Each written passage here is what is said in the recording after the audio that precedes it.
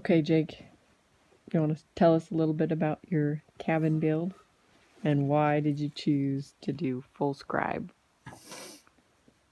Full scribe cabins are stronger and better. That's why. It takes a little bit, not a little bit. It takes more effort instead of just cutting two notches on a log.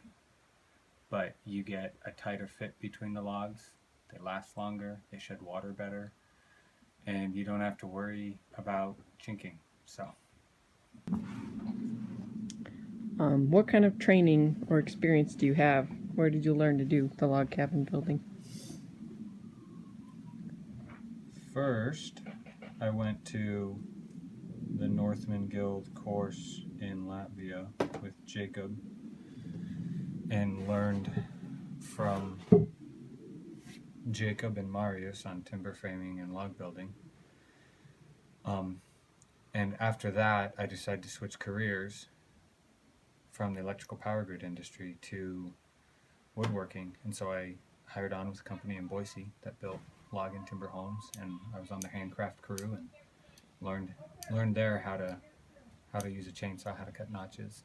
And so I worked there for a while and then ran my own business doing this for about a year, and then we moved here. So three areas really, and then YouTube. I've learned a lot from YouTube, watching makers on YouTube like Mr. Chickadee and Sean James and Myself Reliance. Those guys and others have taught me a lot. Since I was doing it full time for work and I'd been to Northman's class, I could understand what the YouTubers were doing and learn what I liked, what I didn't like, how I could use it, and so that's where I learned.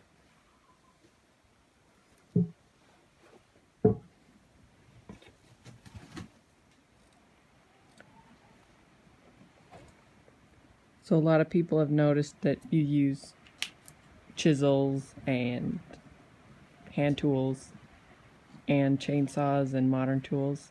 So why do you have a mix? It's based off need. I mean, I prefer hand tools. They're there's a I think there's a certain percentage of the population who enjoys working hand tools more because you get the experience of the experience. You're not rushing to get it done. I don't build a cabin just for a cabin, but for the journey, And hand tools help you, in my opinion, enjoy that journey more thoroughly. But then again, chainsaws make it go faster, and power tools make it go faster. And it does take significant skill to use a power tool. So I use it for the need at the moment. I mean, as you know, as we all know, as the viewers can see, we've got snow on the ground and no roof on that cabin. So I'm using power tools and chainsaws where otherwise I would use chisels and hand saws because it gets the job done quicker and we get that roof on and can get people under a roof and in a warm cabin.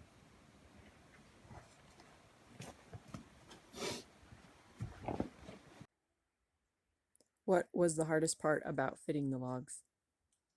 I think the spot that I struggled with the most, and this is a relative question to each builder, but I think where I struggled the most was making sure I took out enough wood in the underscribe. I've cut tons of notches before when I worked in Boise, but this is the first full scribe log cabin I've done by myself where I haven't had someone with more experience that I'm working with.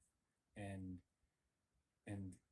so there were a lot of decisions I had to make on my own that I didn't have someone to go to. I mean, I have friends and mentors who I can call, and I have, but for the vast majority of the build, it was on my shoulders to know what to do and where to do it. But the biggest struggle, I suppose, is definitely making sure I got enough cut out from the underbelly because I thought I did, but a couple of logs still have some gap still when they should have shrunk down using the underscribe method.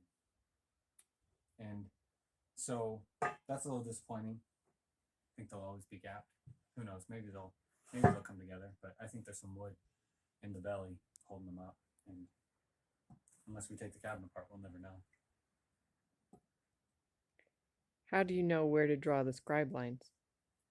I use Veritas scribes that are a good set of scribes, and they have a pencil top and bottom.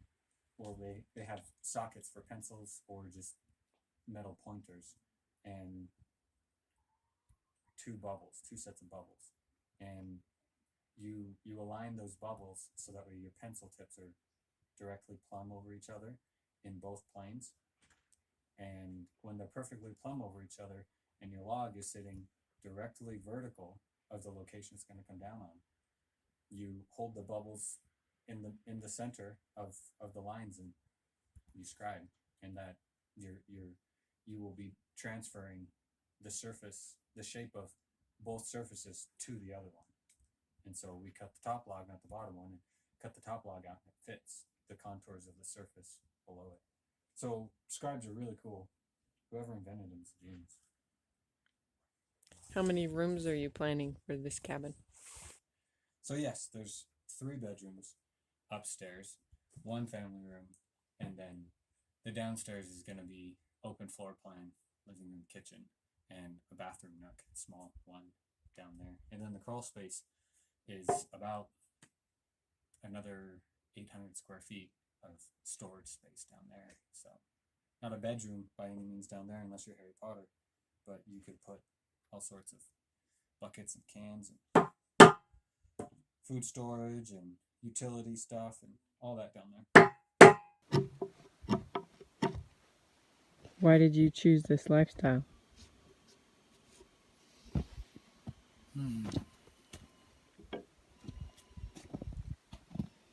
I don't appreciate where a lot of the world is going. There's lots of reasons. I like unplugging. I like working with natural materials. I had an office job. I worked in a cubicle in a city before. And I remember one day sitting in that cubicle, I looked around me and I realized there wasn't a single piece of wood within reach or eyesight. Not a single piece of wood. Everything was plastic and metal. And to be honest, I was disgusted because at the time I was a brand new woodworker. I was learning basics, and my soul yearned for wood. As cheesy as that may sound, it's true. And so experiences like that, seeing the direction that a lot of modernity is going, I don't want me or my family to live in the false reality that a lot of people do. The digital world, AI, we don't need any of that. I want us to live in the real world. There's real trees, real snow, real hardship, real love, real goodness. And that's what we get up here. We get that and so much more. I love the idea and the reality of us knowing where our food comes from, growing it ourselves, living the law of the harvest. You reap what you sow. It's a good thing.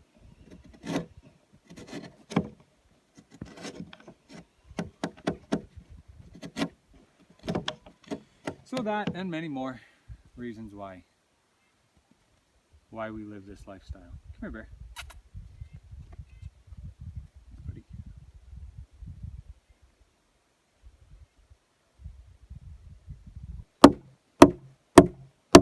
I want to answer why I wear camo pants. Okay, why do you wear camel pants?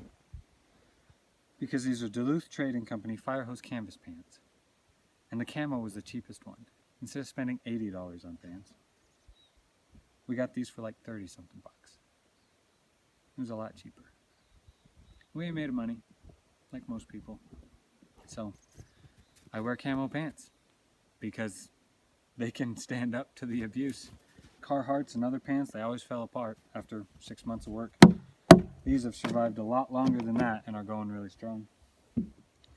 That's why I wear camo pants, not because I technically enjoy camo pants.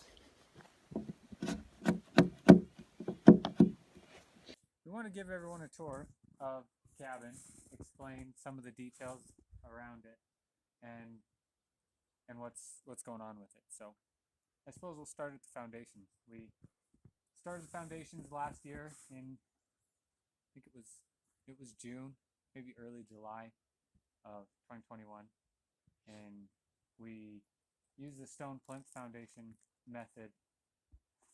We dug down below the topsoil, got to the clay subsoil. We got lots of clay subsoil here, lots of limestone, and we dug down to there, filled it with gravel and small rocks at the bottom, gravel, and then put big stones on top of that. Laid it out with a string line grid and put them all out for where the posts were going to go.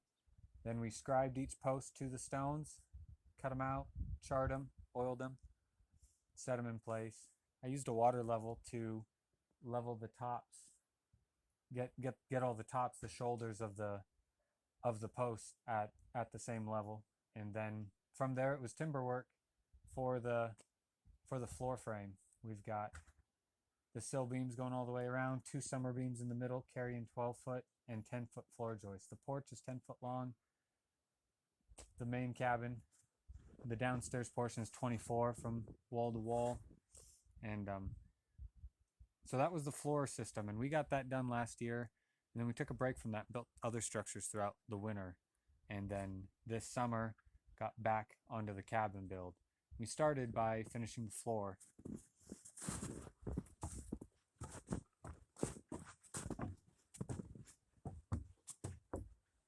The floor is the Korean style of floor. I don't know the Korean name for it, but I've seen it done on YouTube and wanted to give it a try. We want to give it a try ourselves. And so each of these boards is 2 inches thick, and they're milled Douglas fir from here on the property. Everything is from the property. There isn't a single board or beam or log that isn't from here on the mountain. But they're all slotted into a beveled guide system in here, and with an opening at the front of each bay. And so it took us, honestly, about a month to fill this whole floor system up. It's 34 feet by 20 feet with 5 bays wide. No, 5 joists make 6 bays wide. And that took some time. My brother-in-law was here. He helped me a lot with that, and we busted it out. And it took some time. Each board was custom fit because our channels weren't the exact same size all the way around, but we got nice, really tight fitting boards. And but they've shrunk. That's what they're supposed to do. It's meant to be built with green wood, and you get gaps in here, and that's okay, because once the construction is done in here, we're gonna come in, clean them all up, get all the sawdust out of the channels and the grooves, and then tighten everything up and put filler boards in to tighten the floor up. And then we'll come in and plane and make everything smooth. We left it all rough sawn because we knew we'd be doing construction in here. We'd be dropping tools. We'd be coming on it with muddy boots. It'd get rain and now snow and ice. And so we didn't want to have a finished, pristine, clean floor. We wanted to just do it once. And so once the roof is on and the main construction is done, doors and windows are in, we'll be coming in, planing it smooth, sanding it, and putting an oil finish on it. So that was the floor, and then from there we started the log building process. The compression saddle notch system, taught from Robert Chambers' Log Building Handbook. That book is great. The nice thing about a compression saddle notch is that over time the notches just slide down and stay tight. So the logs are underscribed, and have a little bit of gap in here, so that way the weight of the logs stay on the corners and the notches stay tight. So it's an imperfect but strong and well-built cabin, in my opinion. Nothing here is perfect, but it'll do the job it needs to. So the design of the downstairs here is we've got a front door, and then the back door will be straight just directly behind it, creating a breezeway specifically for the breeze. So in the summertime, we can open up the main doors, have a screen door on each side for bugs, but then be able to get that airflow in here, which is going to be really important to help cool the cabin. We will have an insulated roof. We're insulating the crawl space underneath, and that's going to help hold heat in. We'll have insulated gables where the framing is, but even though all of it will be insulated, we still want airflow through here through the doors, and the windows are all going to be sliding open windows as well, double pane windows. So I'd like to make our own windows someday, but. And then inside, we are running and gunning right now to get the roof on, because as you can see, ice doesn't belong inside a home. So we're focusing on the roof, but there's still a lot of interior work to do. Once we get the roof on, we're going to be focusing on the skirting down below and then getting the doors and windows installed. So there's obviously a window cut out here. We cut these logs because they were too curved to put in the wall as they were. So we cut them where the window was to straighten them out and kept the wall a lot straighter than it would have been. So there's going to be a window here. We're going to cut a window in right here next to the front door, have another view out front. Stairs are going to be over here on this side, going up to a landing and then landing up and making it to the upstairs. Upstairs, like I said in the other Q&A, there's going to be a master bedroom over the loft, and in the back there will be 2 bedrooms for the boys, and in the middle area will be a family room. So we've got some of the floor joists installed, like these ones here, and they are going to be, there's going to be another joist right above my head here, and then this middle section isn't finished because the focus is on the roof right now. We had to put these ones in because posts to carry the ridge and purlins are going on this joist here and up here on this wall as well. And so because the posts were going to be there, they would have covered the joist, so we needed to get them installed. So, but no, this is the cabin.